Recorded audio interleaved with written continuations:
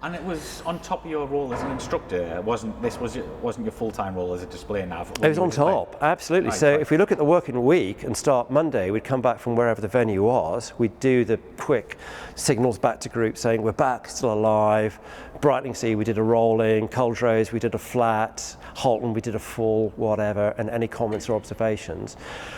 By Monday lunchtime, we was kind of like done, and our executive officer was really keen. He'd been, again, group experience, I think, with the accident, that we would then have a bit of a break.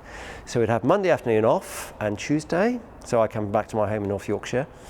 Wednesday, back on the OCU, and now they kind of own us pretty much for Wednesday, so we'd be back instructing. Invariably, I'd find myself not flying, but either being the authorizer on the desk or running the ground training sessions because the amount of flying I was getting anyway. Thursday, it was like hybrid. We were owned a bit by the OCU, but also we could prioritize all the display admin that we had to do, which we were doing the other days anyway. And then Friday, 100% concentrating on the display stuff to make sure that ourselves, the spare, the engineers were, fully prepared, good to go to wherever the weekend's venue would be. That's a lot of work. It was a lot of work. But worth it, I'm sure. Yeah, I don't think we really did crew duty in those days either as well. Right. And I think you have with you your actually display flying suit. Were they always black? I No. thought it was quite a modern thing. British Aerospace helped with these. We had black. Previous ones had been grey, a bit like air defence grey, but it was black for the 94 display season. They were all tailored by a company that made motor racing driver suits down by Peterborough. So I went down and got that one fitted, tailored. And they were quite smart because they fitted. Our ground crew, they had blue ones as well, with red t-shirts, and that was sort of like the dress code. And then some bright spark senior officer somewhere in headquarters thought these were elitist and said, we can't wear display flying suits unless you're in the Red Arrows or the Battle of Britain Memorial Flight.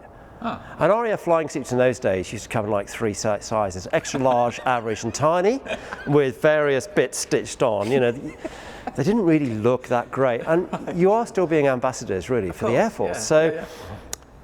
We kind of got together with a few of the other display people. Again, remember speaking to Andy Offer, with a Harry, and said, how can we get around this? Do you think we'll notice if we have them tailored, but done in green?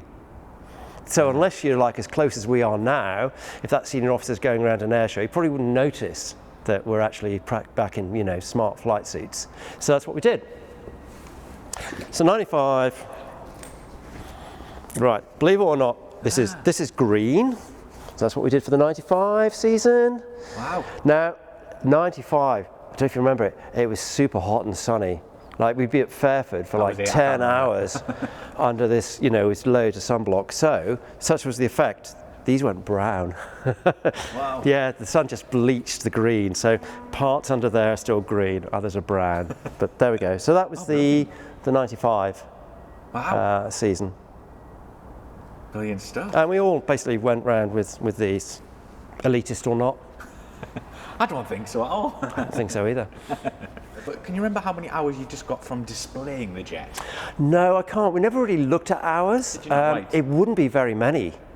A lot of the trips would be just 10 minutes. I've got a lot of 10-minute trips in my logbooks, so they didn't really add up. The transits would really be more of the hours, I think, rather than those. So I just looked at the number of displays. So I did, I think, 19 in 94, and I said over 40 in 95. It's quite a good number, though. Absolutely.